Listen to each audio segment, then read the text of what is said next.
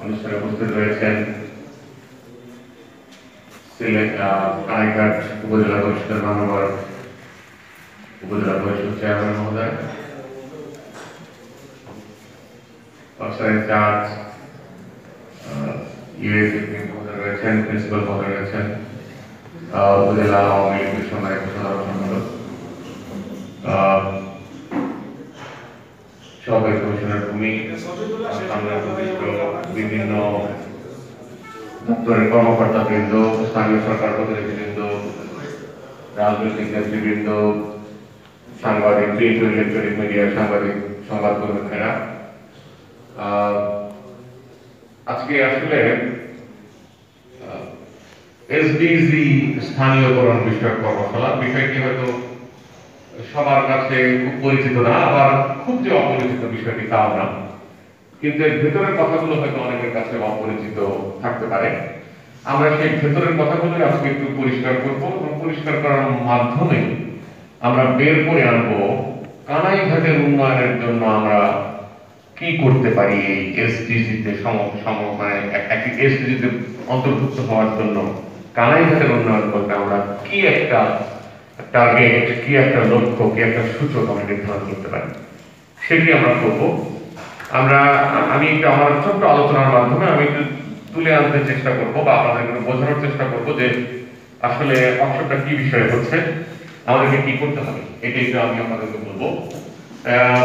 এরপর আমরা যার যার গ্রুপ ওয়ার্কে নেমে করবো। গ্রুপ ওয়ার্ক শেষ হলে আমরা প্রেজেন্টেশন কমিটি হবে বলে বলছিলেন। প্রেজেন্টেশন শেষে আমরা আবার প্রতিজনের প্রেজেন্টেশনে একটা করে সূচক থাকবে, আমরা আবার সবাই মিলে আবার একটু বসবো, বসে অগ্রাধিকার ভিত্তিক সূচক, অর্থাৎ যে কটি সূচকের 10টা গ্রুপে আমরা 10টা সূচক নিয়ে আসবো, এই 10টা সূচক থেকে প্রায়োরিটি বেসিসে কোন সূচকটি আসলেই হলে সবার জন্য অগ্রাধিকার ভিত্তিক, আমরা বলি বিষয়টা অগ্রাধিকার ভিত্তিক, মানে কোন সূচকটিকে অগ্রাধিকার দিয়ে ওই একটা সূচককে কানাইঘাটের জন্য সিলেক্ট করা যায় সেই বিষয়টি আমরা কাজ করবো। অর্থাৎ কাজের কয়েকটি ধাপের মধ্যে এখন একটু শিখে নেওয়া যে আসলে আমরা কি করব, তারপরে কাজ করে গ্রুপ ওয়াইজ একটা করে সূচক বের করা, পরবর্তীতে আবার সবাই মিলে আলোচনা করে এই সবগুলো সূচকের মধ্যে থেকে অগ্রাধিকার ভিত্তিক একটা সূচক সিলেক্ট করা, যেই সূচকটা আরো সম্পর্কিত প্রতিবেদনে এই অনুসারে পাঠাতে হবে উপরে। একটা সুসংবাদ হচ্ছে এখানে যে পৃথিবীর সকল দেশ এই এসডিজি নামক এই বিষয়টিতে সম্পৃক্ত হয়েছে এবং তার এই সম্পৃক্ত দেশগুলোর মধ্যে বাংলাদেশ যে একটি অগ্রগণ্য ভূমিকায় রয়েছে তার একটি ছোট্ট উদাহরণ হচ্ছে এরকম। আপনার এই এসডিজিতে আপনারা জানেন যে সাস্টেইনেবল ডেভেলপমেন্ট গোলস, এটি ইউএন কর্তৃক প্রবর্তিত যে এই গোলসগুলো বেসিক্যালি 2030 সালের মধ্যে পৃথিবী এমন একটি জায়গায় পৌঁছবে যেখানে আমাদের ইসলাম সাহেব বলছিলেন যে পৃথিবী এমন একটি জায়গায় পৌঁছবে যেখানে লিভিং নো ওয়ান বিহাইন্ড, অর্থাৎ কোন ব্যক্তি, কোন দেশ, কোন জাতি, কোন বংশ, কোন প্রজাতি, কোন উপজাতি পেছনে পড়ে থাকবে না, সকলেই সমভাবে উন্নয়নের অংশীদারে পরিণত হবে, সকলকেই উন্নয়নের ছোঁয়া ছুঁয়ে যাবে তার পুরো লাইফে। এরকম একটি টার্গেট নিয়ে, এরকম একটি উদ্দেশ্য নিয়ে, মহৎ উদ্দেশ্য নিয়ে এই 17টি লক্ষ্য নির্ধারণ করা হয়েছে। 2030 সালের মধ্যে এই 17টি লক্ষ্যে যদি আমরা পৌঁছে যেতে পারি, তাহলে দেশ বলি, জাতি বলি, বংশ বলি, ব্যক্তি বলি, সকলেই একটি টেকসই একটি উন্নত অবস্থায় পৌঁছাবো, যেটি আমরা তারপরে আর 50 বছর বা তারপরে আর 100 বছর এই উন্নয়নের সুবিধা ভোগ করতে পারবো। এখানে যে দুটি কথা আমি বলতে চাচ্ছিলাম, প্রতিটি দেশকেই সুযোগ দেওয়া হয়েছে, প্রতিটি দেশকেই সুযোগ দেওয়া হয়েছে। তোমার দেশের কি লক্ষ্য হওয়া উচিত 2030 সালে? তোমার দেশকে নিয়ে তুমি কোথায় যেতে চাও, তাতে তুমি কি কি লক্ষ্য পূরণ হওয়া দরকার, কি কি গোল পূরণ হওয়া দরকার, এরকম কিছু গোল, সেই গোল বাস্তবায়নের কিছু টার্গেট, কিছু লক্ষ্য এবং কিভাবে সেটা তুমি মেজার করবা সেরকম কিছু সূচক তুমি প্রপোজ করো। প্রতিটি দেশকে বলা হয়েছে। সুসংবাদ হলো বাংলাদেশের প্রধানমন্ত্রী, মাননীয় প্রধানমন্ত্রী শেখ হাসিনা, তিনি যে সূচকগুলো প্রপোজ করেছিলেন, যে টার্গেট গুলো প্রপোজ করেছিলেন, যে গোলস গুলো প্রপোজ করেছিলেন, সেটি এরকম ছিল। আমরা প্রপোজ করেছিলাম 11টি গোল। কতটি গোল? 11টি।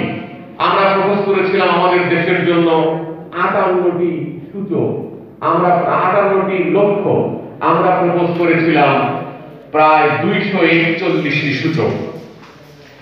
সুসংবাদ হলো ইউনাইটেড নেশন যখন এই 17টি গোল নির্ধারণ করেছে, আমাদের এই 11টি গোলের মধ্য থেকে প্রায় 80% গোল সেখানে অন্তর্ভুক্ত হয়েছে।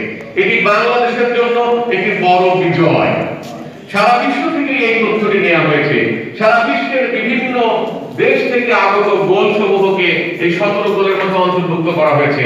তার মধ্যে বাংলাদেশের গোলগুলোর 80% গোল সেখানে অন্তর্ভুক্ত হয়েছে, 80% সূচক সেখানে অন্তর্ভুক্ত হয়েছে। এটি বাংলাদেশের যে সরকার প্রধান যে টার্গেটগুলো, যে গোলগুলো প্লেস করেছেন, সেটিতে এই বড় ধরনের অংশ এই এসবিজি ইন্টারন্যাশনাল পেপারে আসার কারণে বাংলাদেশের একটি বড় বিজয় অর্জিত হয়েছে। অর্থাৎ সরকার প্রধান ইন্টারন্যাশনালি, আন্তর্জাতিক অঙ্গনে অংশগ্রহণ করেছে। এবার উপজেলা পর্যায়ে আমাদের অংশগ্রহণের পালা। আমরা আমাদের কানাইঘাটের জন্য আমি কি চাই, আমাদের কানাইঘাটের জন্য অগ্রাধিকার ভিত্তিক কোন জিনিসটা হলে আমি একটি গোল অর্জন করতে পারবো, সেই জায়গাটি বের করা হচ্ছে আমাদের দায়িত্ব। আমি একটা প্রেজেন্টেশন নিয়ে বলছি, ছোট করে বলে ফেললে আমার মনে হয় জিনিসগুলো পরিষ্কার হয়ে যাবে। চালু হয়েছে না? সবাই যদি মনোযোগ সহকারে শুনি, আমরা আমার হয় অল্প পরিসরে আমরা বলে শেষ করে ফেলতে পারবো।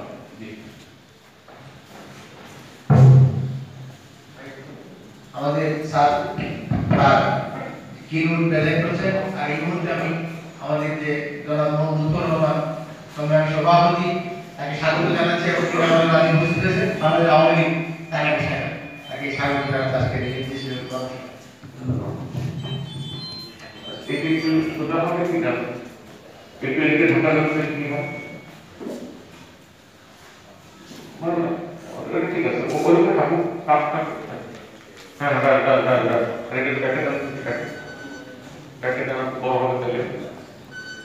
দেখা যায় পেছন থেকে একদম। ওকে ফাইন, আপনারা একটু বসে পড়েন তাহলে সুবিধা হবে।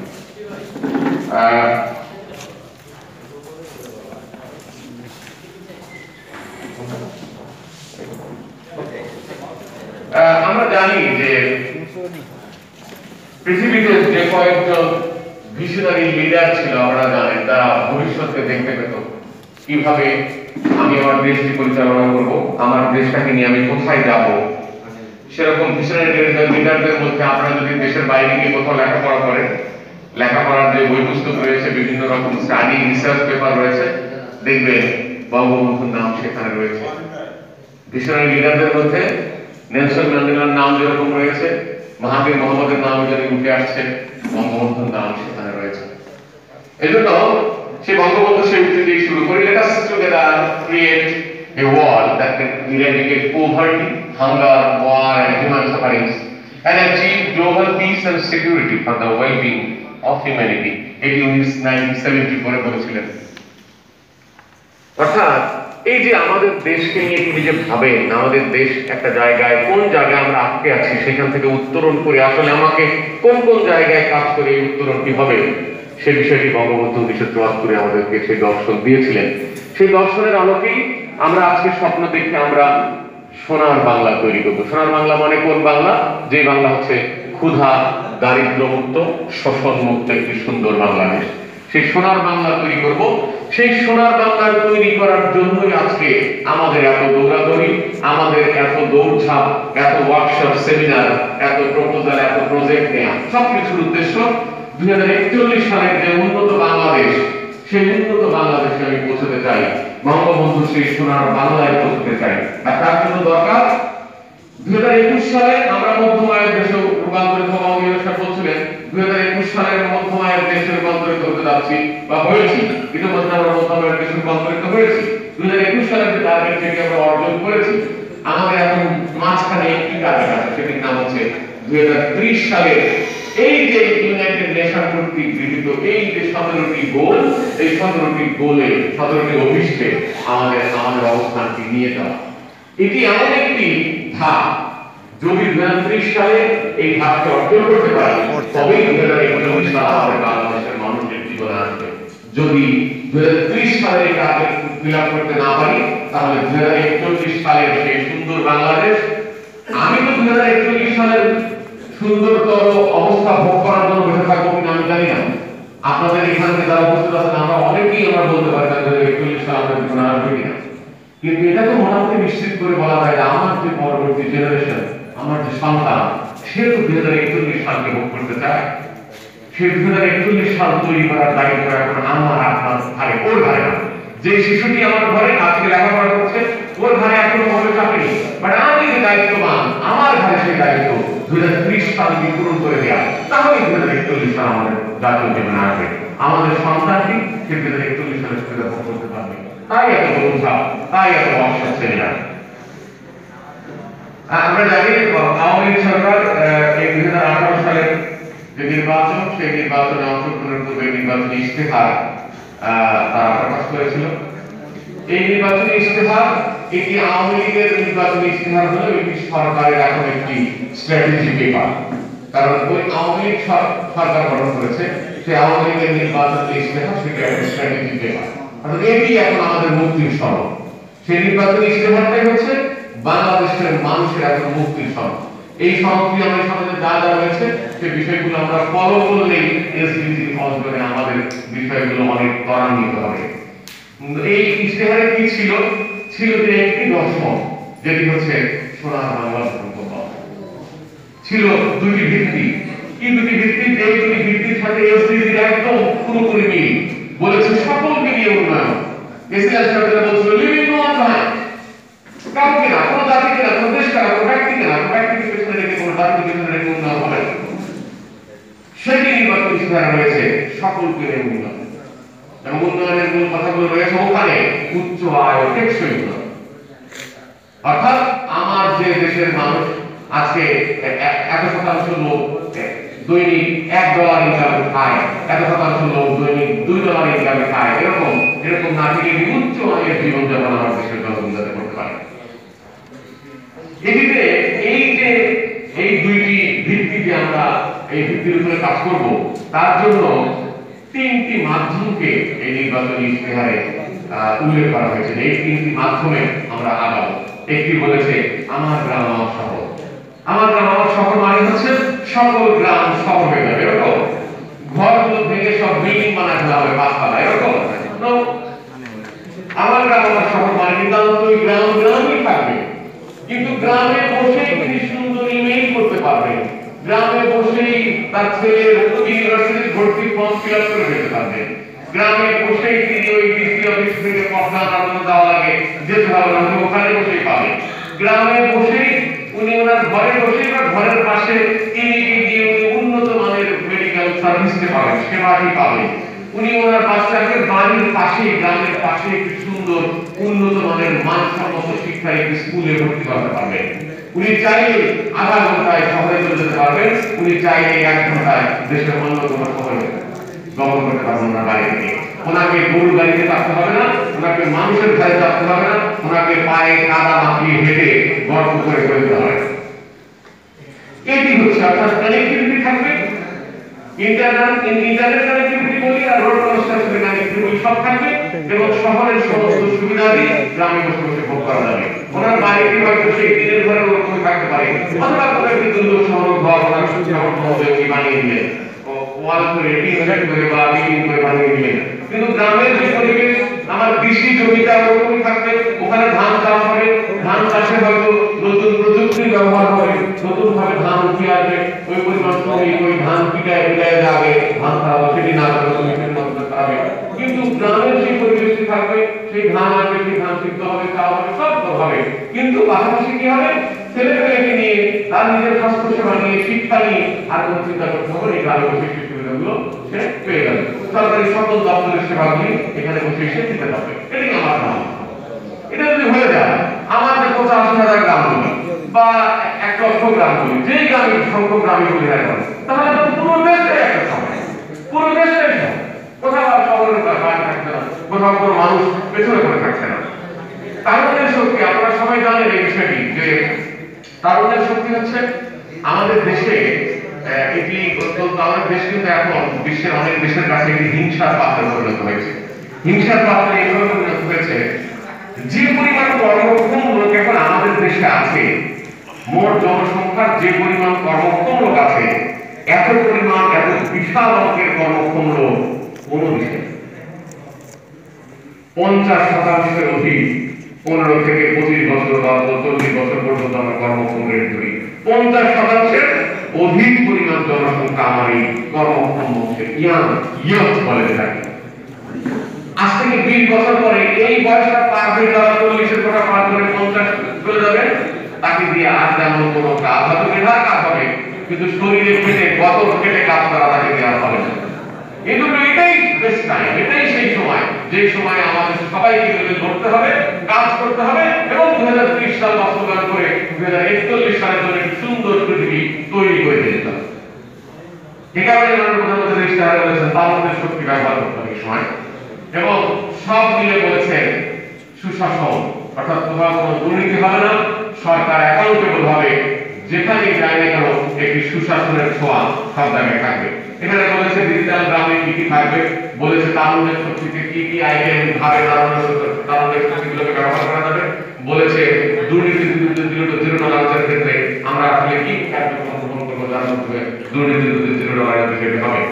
সবসময় একটি বিষয় আমি কিন্তু বলি যে আমি এই কিতাবে কোনো কথাবার্তা লেখা থাকে, হয়তো বাস্তব জীবনে মিলে না, কিন্তু আমি আপনাকে প্রশ্ন করবো, এই মেলানোর দায়িত্ব কি কিতাব আমাদের? মেলানোর দায়িত্ব আমার আপনার সবার, আমার আপনার সবার। কিতাব আলাদা কিতাব লিখে দিয়েছে, ওটা কিতাব ওখানে করে থাকার জন্য, কিতাব বাস্তবায়ন করার জন্য। যদি আমি পড়ি, আমি শিখি, কিতাবে কোনো খারাপ কথা থাকলে না দেবো, কিতাবে কোনো ভালো কথা থাকলে ওটা গ্রহণ করবো।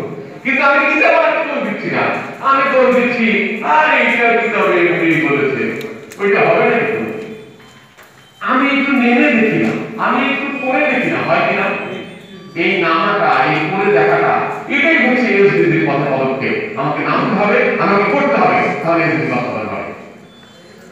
আমি খুব অবাক হয়েছি, আমি পাসপোর্ট অফিসে গেলাম, হচ্ছে আপনার পাসপোর্টের জন্য অ্যাপ্লাই করতে, আমার বাচ্চাকে সহ গিয়ে আমি ওখানে গেছি, কিন্তু আপনার প্রায় 4:30টার দিকে গিয়ে দেখি সেখানে তখনও পাসপোর্ট অফিসে লম্বা লম্বা লাইন, 3-4টা লাইন লোকজন পাসপোর্টের আবেদনের জন্য দাঁড়িয়ে আছে। তো পাসপোর্ট অফিসার সাহেব, উনি ডিউটি সাহেব ছিলেন, উনি আমাকে নিয়ে গিয়ে নিজে ওই ওদেরকে দাঁড় করে রেখে বসিয়ে আমাকে কাজটা করে দিয়ে বিদায় দিলেন। আমি যখন বিল্ডিং এর দোতলা থেকে নিচতলায় নেমে আসলাম, আমার ক্লাস 6-এ পড়লো আসে ছেলেটি প্রশ্ন করলো, বাবা অনেক লোক তো দাঁড়িয়ে ছিল, তাদের মধ্যে তুমি ওনাদেরকে দাঁড়িয়ে রেখে তুমি কাজ করে চলে আসলে? তার মাথায় কাজ করেছিল, ওরা তো দাঁড়িয়ে ছিল লাইন। তাহলে বাবা লাইনে না দাঁড়িয়ে, কারণ ওকে ইংল্যান্ডেও দেখেছিল, যেখানেই দাঁড়িয়ে গেছে আমি লাইনে দাঁড়িয়েছিলাম, কিন্তু এখানে এসে আমি ওদেরকে দাঁড় করিয়ে রেখে ওখানে গিয়ে কাজ করে চলে আসলাম। তার মাথায় কষ্ট লেগেছে। আমি তখন হ্যাপি, অত্যন্ত হ্যাপি যে আমার ছেলের মধ্যে এই বোধ জাগ্রত হয়েছে যে কেন আমি এখানে লাইন ভেঙে আগে চলে গেলাম, তাহলে আমি এখানে কি কাজ করি। তখন আমি মোটামুটি ভেবে গেলাম যে আমার ছেলেকে আমি এখন কি উত্তর দেব। আমি তখন উত্তর দিয়ে ভাবে গেলাম, বাবা আসলে আমার অফিসে তো অনেক লোক বসে আছে, এখানে যদি আমি লাইন ধরে বসে থাকি তাহলে আমার অফিসের লোকগুলো তো সেবা পাবে না, এই জন্য আমি ওনাদের কাছ থেকে একটু অবৈধভাবে সুবিধা নিলাম, কারণ ওই লোকগুলোকে আমার বিদায় দিতাম। এছাড়া আমার বলার আর কিছু ছিল না। আমি অত্যন্ত খুশি হয়েছি আমার ছেলে মাথা মধ্যে ঢুকেছে। এই জিনিসটা ঢোকানোর জন্য এসডিজির ওয়ার্কশপ, এই জিনিসটা ঢোকাতে পারি। আমাদের সামনে এখন 10 বছর আছে, 2030 সাল। আমার